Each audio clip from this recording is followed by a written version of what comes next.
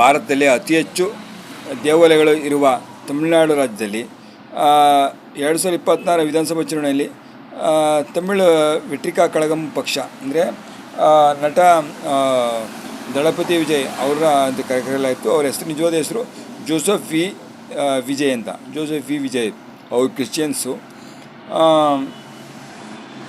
ಅವರು ಹೇಗೆ 108 ಸ್ಥಾನಗಳು ತೊಗೊಂಡಂದರೆ, ಮೊದಲು ಹೇಳ್ಬಿಡ್ತೀನಿ 108 ಸ್ಥಾನಗಳು. ಈಗ 108 ಸ್ಥಾನಗಳು, ಅದರಲ್ಲಿ ಎರಡು ಪಕ್ಷ ಒಂದು ಸ್ಥಾನ ಜಾಸ್ತಿ ಗೆದ್ದರೆ, ಎರಡು ಸ್ಥಾನಗಳು ಸ್ಪರ್ಧಿಸಿ 2 ಸ್ಥಾನ ಗೆದ್ದರೆ ಯಾರು ವಿಜಯ್.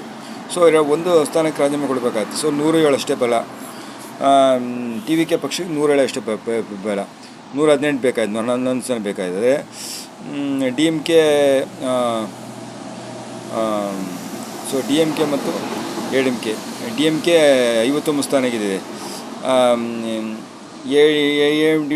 ಅಣ್ಣಾ ಡಿ ಎಮ್ ಕೆ 47 ಸ್ಥಾನ ಆಗಿದೆ. B J P 1, Congress 5, C P I 2, C P I M 2, P M K 4 ಕ್ಷೇತ್ರ. ಇತರ ಸಣ್ಣ ಪುಟ್ಟ ಪಕ್ಷಗಳು ಸೇರಿ 2 ಕ್ಷೇತ್ರ ಇದ್ದಾವೆ. ಸೊ ಸಣ್ಣ ಪಕ್ಷಗಳು ಬೆಂಬಲ ತಗೊಂಡು ಸಹಕಾರ ನಡೆಸಿ ಅಂತ ಹೇಳಿದ್ದಾರೆ ರಾಜಪುರದ ಮುಂದೆ. ಕಷ್ಟ ಇದೆ ಈಗ ಹಿಂಗೆ ಇವರು ಟಿ ವಿ ಕೆ ಪಕ್ಷ ಎಷ್ಟೊಂದು ಸ್ಥಾನ ಗೆದ್ದು ಬಹುಮತ ಹತ್ತಿರ ಬಂದರೆ, ಇವರು ಜೋಸೆಫ್ ವಿ ವಿಜಯ್ ದಳಪತಿ ವಿಜಯ್ ಅವರು ಆಶ್ವಾಸನೆ ಕೊಟ್ಟರು, ಗ್ಯಾರಂಟಿ ಯೋಜನೆ ಆಶ್ವಾಸನೆ ಕೊಟ್ಟರು. ಗ್ಯಾರಂಟಿ ಯೋಜನೆ ಆಯಿತು. ನಮ್ಮ ಪಕ್ಷ ಅಧಿಕಾರಕ್ಕೆ ಬಂದರೆ 67,900 ಕೋಟಿ ರೂಪಾಯಿ ವೆಚ್ಚದಲ್ಲಿ ಜನರಿಗೋಸ್ಕರ ಗ್ಯಾರಂಟಿ ಯೋಜನೆ ಕೊಡ್ತೀವಿ ಅಂತ ಹೇಳಿದ್ರು. ಯಾವುವು 60 ವರ್ಷಗಳ ಒಳಗಿನ ಮಹಿಳೆಯರಿಗೆ ತಲಾ 2,500 ರೂಪಾಯಿ ನಗದು ವಿವರಣೆ, 2,500 ರೂಪಾಯಿ ಉಚಿತವಾಗಿ ಕೊಡ್ತೀವಿ, ಉಚಿತ ಫ್ರೀಯಾಗಿ ಕೊಡ್ತೀವಿ ಅಂತ. ಇಲ್ಲಿಂಗೆ 200 ರೂಪಾಯಿ ಇದು ಕನ್ನಡದಲ್ಲಿ ಅದೇ ರೀತಿಯಾಗಿರ್ತೀವಿ 60 ವರ್ಷ ಮಹಿಳೆಯರಿಗೆ. ಆಮೇಲೆ ವರ್ಷಕ್ಕೆ ಪ್ರತಿಯೊಂದು ಕುಟುಂಬಕ್ಕೆ ವರ್ಷಕ್ಕೆ 6 LPG ಸಿಲಿಂಡರ್, ಗ್ಯಾಸ್ ಸಿಲಿಂಡರ್ ಕೊಡ್ತೀವಿ, ಅದು ಫ್ರೀ. ಆಮೇಲೆ ಭೂಮಾಲೀಕರಿಗೆ ವರ್ಷಕ್ಕೆ 15,000 ಕೊಡ್ತೀವಿ ಅಂತ ಹೇಳ್ತು ಸರ್ಕಾರ.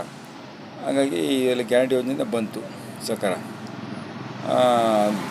ಬಂದಿಲ್ಲ. ಇದು ಪಕ್ಷ ಅದೀಗ ಬಹುಮತದ ಹತ್ತಿರ ಬಂದಿದೆ. ಇನ್ನೂ ಕಷ್ಟ ಇದೆ.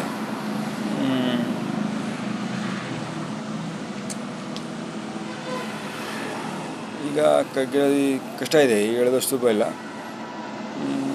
ಏನು ಬೇಕಾದ್ರೆ ಹೌದು, ವಿಜಯ್ಗೋಸ್ಕರ ಏನು ಬೇಕಾದ್ರೆ ಮಾಡ್ತಾರೆ ಎಲ್ಲ ಶಾಸಕರು. ಈಗ ಎರಡು ಬಣ ಆಗಿದೆ. ಒಂದು ಬಣ ಬರ್ತೀವಿ ಅಂತ ಹೇಳಿದರೆ 37 ಶಾಸಕರ ಬಲ ಸಪೋರ್ಟ್ ಮಾಡಿ ಅಂತ ಹೇಳಿದ್ದಾರೆ. So A D M K ಮತ್ತು ಪ್ಲಸ್ ಬಿ ಜೆ ಪಿಯಿಂದ